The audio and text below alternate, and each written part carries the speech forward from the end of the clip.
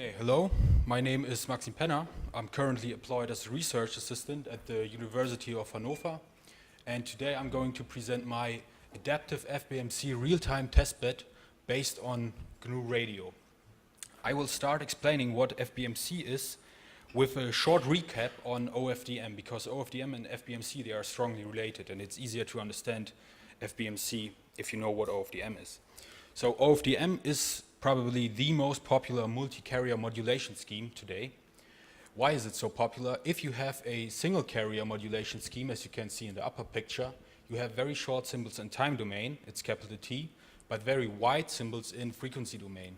And if your channel impulse response, h of t, is longer than a single symbol, you get a lot of inter-symbol interference, which you actually try to avoid. So what OFDM does is it uses many parallel carriers with small bandwidths, but on the contrary, the symbols become longer. And by additionally adding a cyclic prefix of length TCP, you can absorb the entire channel impulse response in this cyclic prefix. So basically OFDM is unbeatable in terms of mitigating effects of inter-symbol interference, and due to the cyclic property of the cyclic prefix, also inter-carrier interference. Also, a consequence of this structure is that the equalizer has a very simple structure. It's a one-tap equalizer. So to equalize one symbol on one carrier, all you need is one complex number. Also, of course, OFDM is very simple to implement. All you need is an FFT. Of course, OFDM also has some drawbacks. Number one, OFDM uses a rectangular pulse, so it has very large side lobes. The attenuation at the first side lobe is only 13 dB. OFDM also uses a cyclic prefix which is inefficient. The spectral efficiency is beta over T times F, with beta being the number of bits per symbol. But in the case of OFDM, it's T plus TCP. So the symbol becomes longer, but in the cyclic prefix, we are not transmitting any new data. It's redundant. So what we like to do is to build a system which has a maximum efficiency of T times F equals 1. That's just an Nyquist theorem. Also, of course, we have to make sure that the symbols are orthogonal in the complex plane. So if we're transmitting through an ideal channel, the symbols should not disturb each other. No self-interference. And also what we would like to have is we would like to have compact pulse shapes. So the second momentum in time domain and in frequency domain should be less than infinity. OFDM violates the third condition. So you can build an OFDM system with the maximum efficiency, so no cyclic prefix. You can still be orthogonal in the complex plane, but the sync function is not compact in frequency domain. And it is in fact so that you can build a system which fulfills all these three requirements at the same time. So taking OFDM with the rectangular pulse shape and just smoothing the edges won't work. In that moment, you destroy the orthogonality of the symbols. This theorem, Bailey-Low theorem, is the mathematical proof for the fact that you can build a system which fulfills these three requirements at the same time. And this is where FBMC comes into play. Because what FBMC does is it fulfills the first requirement, the third requirement, but it drops the second one. We don't need to be orthogonal in the complex plane. FBMC says it's enough to be orthogonal on the real axis. I will show you that in the picture. So this again is OFDM in the time lattice, time frequency lattice. Each red dot represents one symbol we are transmitting. And as I just said, we can't use compact pulse shapes. So what one solution could be to just use the real part. In this case, we could build a system which has compact pulse shapes and no cyclic prefix, maximum efficiency. But if we are transmitting only the real part, we reduce the data rate by 50%. That's of course something we don't want to do. So what FBMC does is it adds a second layer, which looks like this. I will go back and forth a few times. So it adds a second layer between the symbols in time domain with an offset of t over 2. and in this layer it transmits the imaginary part. Actually it's like a chessboard, this blue and pink dots. And what all we have to do now is we have to find pulses that don't generate real or imaginary interference. Let's, for example, take the blue dot in the origin. It's a real valued symbol. So each blue neighboring dot should not be disturbed with real valued interference, but we are allowed to generate complex valued interference at these points. Also, the same is true for imaginary symbols. If we are transmitting an imaginary symbol, we have to make sure that all neighboring dots do get get only disturbed with real valued interference. Yes, and by this we can use compact pulse shapes. So it's a little confusing, this idea of having a second layer, but it's actually working, and you can do the following. So on the left side you see the ambiguity function for OFDM, so the rectangular pulse. As you can see in time domain, the horizontal axis, it's very compact, a sharp edge, but in frequency domain it's very, very wide. And these sharp edges you see, these are the zeros, the roots. And on the right side you see a pulse shape that is very popular for FBMC. It's called the iota filter. And it's a little longer in time domain, but it's also far more compact in frequency domain. So almost the entire energy is concentrated in the center of the pulse. Okay, and this gives us a new flexibility. So let me show you this picture. This is what we can do with FBMC. This is a spectrum, again, multi-carrier FBMC with 52 subcarriers used for data transmission. And on the right side of the spectrum, I deactivated 6 subcarriers. That's possible in OFDM as well, but the notch that you can see would not be as deep as with FBMC. And into this notch, I put a second system. It's a narrowband transmitter. In this case, it's just a sinus.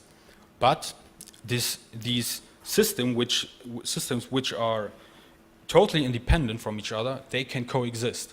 And they do not interfere with each other. A problem that arises with this scenario is the fact that we can perform time domain synchronization.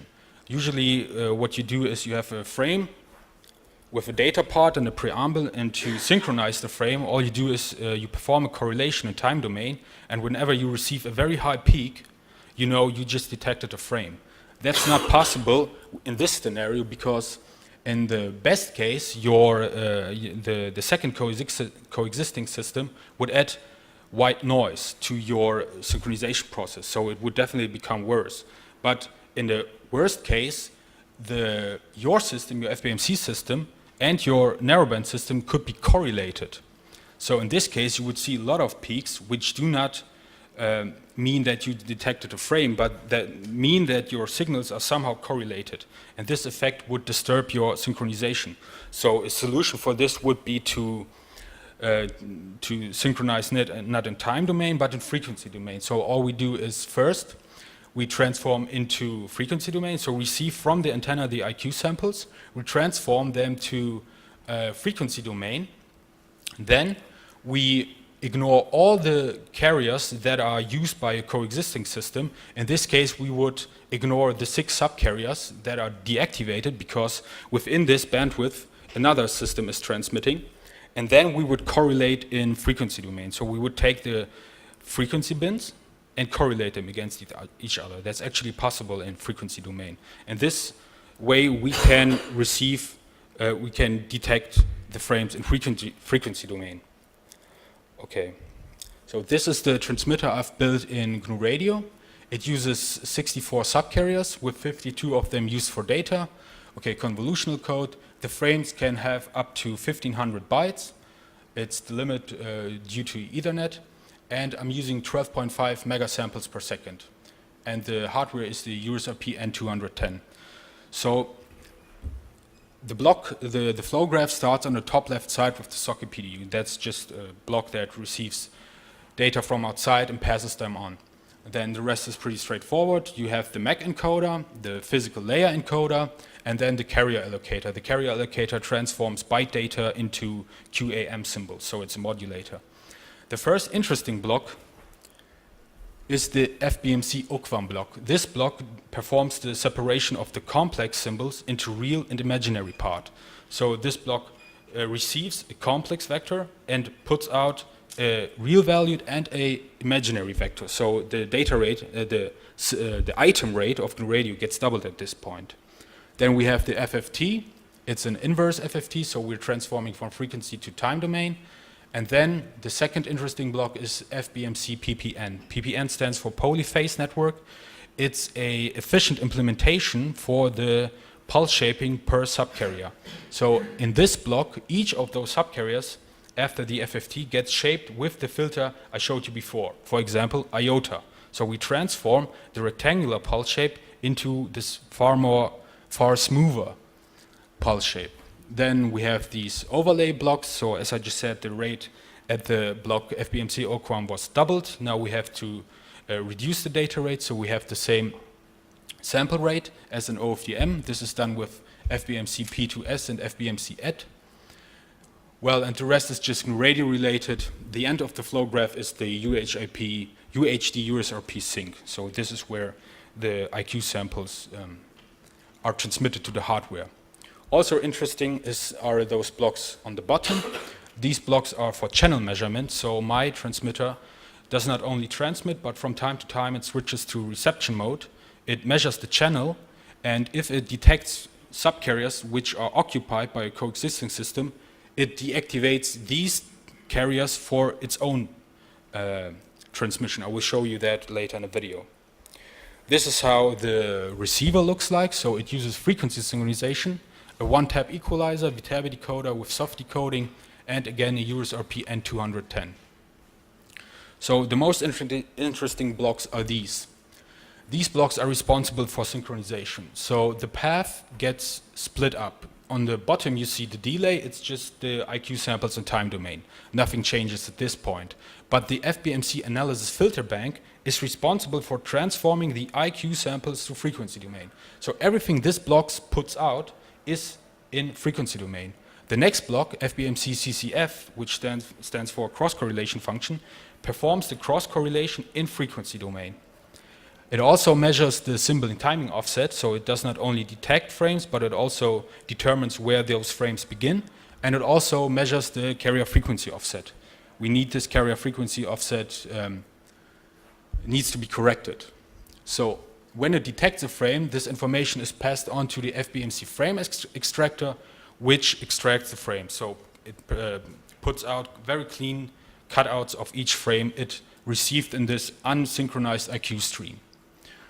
Okay, so clean cutouts of frames are emitted, well, and the rest is again very easy. Then you have basically a second analysis filter bank, which is split up into its individual parts. Then you have the FFT, which transforms from time domain to frequency domain. Then the equalizer, one-tap equalizer, and then on the left side you can see the FBMC OQAM reception block, which again takes the real and imaginary part and recreates the complex symbols which we needed.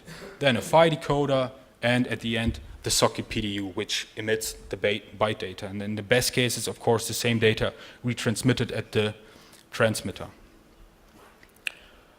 This is a picture of my test bed. So on the right side you see a notebook which is connected to the USRP on the shelf.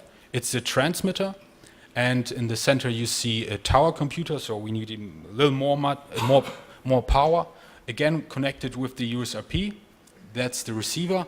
And on the left side you see a third USRP, which in this case represents the narrowband disturber. I will now show you a video of this testbed running. And what you will see is that the transmitter transmits a video to the receiver. It's about 1 Mbit per second. And I will permanently show you the video, because the video and its errors is a very good indicator for frame losses, but you will see there are only a few. Okay, this is how the video looks like. So you see the constellation diagram. you see the frames in time domain and the video. On the top side, on the right side, you see the synchronization metric. Okay, so let me start the video. Okay, in the constellation diagram, from time to time you see these clouds. They are due to the frequency synchronization. That's not a misdetection or a frame that gets lost, but it's a false alarm. So we're detecting a frame that is not existing. Okay, so the video is running. On the now we're switching to a spectrum view. Again, as I just mentioned, it's 64 subcarriers. 52 of them are used for data transmission. And in a moment, I'm going to start the narrowband system, which disturbs our spectrum. There it is. So the transmitter needs a second, but then it adapts to the new situation and deactivates all those subcarriers that are now occupied by the second system. When I change the frequency, the transmitter again detects that frequency of the second system has changed, and it deactivates the next 6 subcarriers. And we can again change the frequency, and it adapts again. We can also change the frequency immediately. If you now look at the video, we have it stopped. This is due to the fact that we switched the frequency immediately, and the system needs a moment to adapt to the new disturber frequency. This is the waterfall diagram. Here you can see even better how the subcarriers around the disturber are deactivated. So there's basically always this channel which is only used by the disturber. We can move it from the left to the right, and it always can perfectly coexist with our system.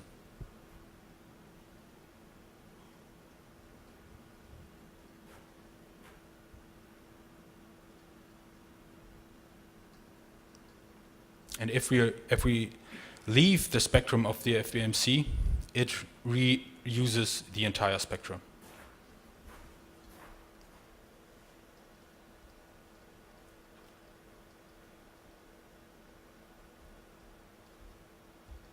Okay, so thank you, that's it.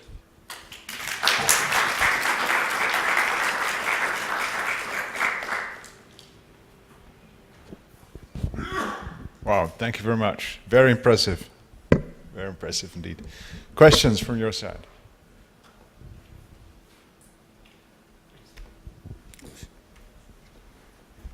Yes, if you would use this version of OFDM in a microwave band, the microwave oven band, then you might actually having very short pulses of around a few milliseconds that actually jam. Can you also still transmit in the band between it, or is the adaptation it's relatively slow?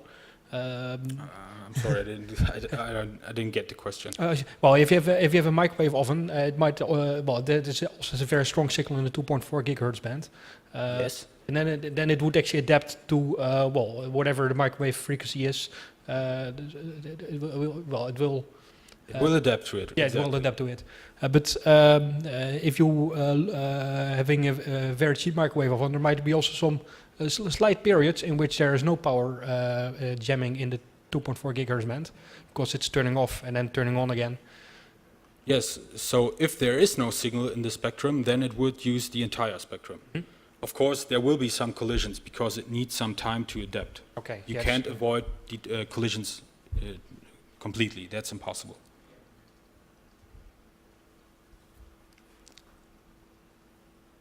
Any more questions?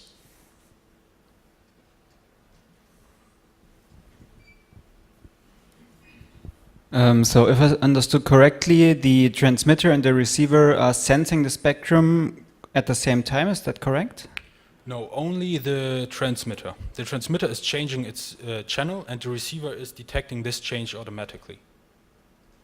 Okay, so the transmitter is deactivating some subcarriers, and the receiver will sense it due to the receiving signal from the transmitter. Okay. There could be communication between them. The transmitter could tell the receiver which channels will be used at the next transmission. But in this case, you have predefined channels, but both is possible. You can have predefined channels, and the receiver would just check each of them, or you can transmit the data in real time. Okay, thanks.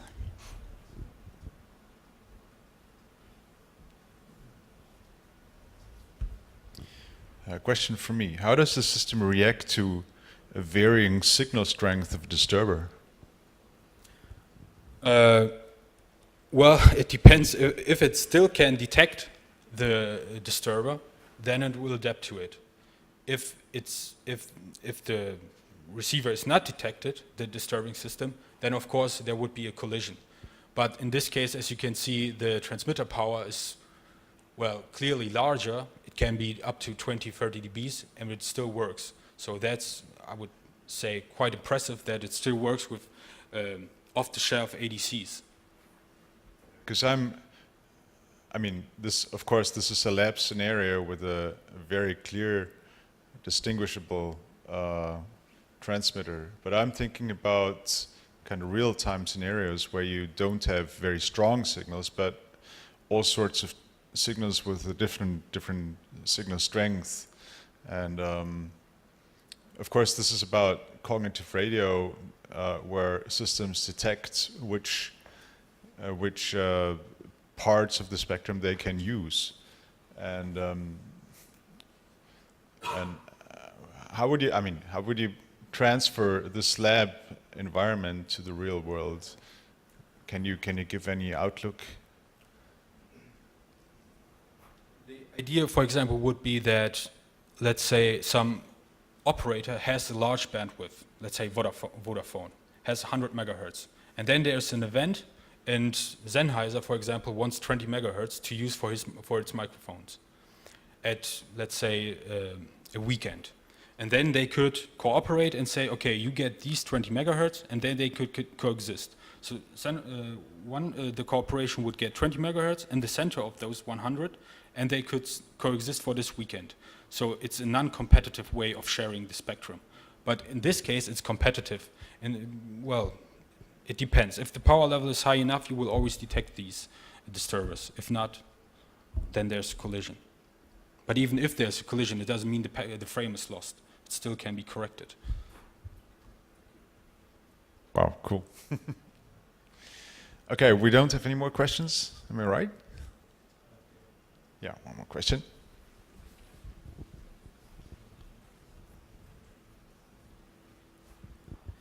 So when you deactivate individual channels, you change the overall data rate. Is this part of the system, or what happens then? Yes, the data rate gets reduced. So if you have 52 subcarriers and you deactivate 6, the data rate is reduced by about 10% at this moment.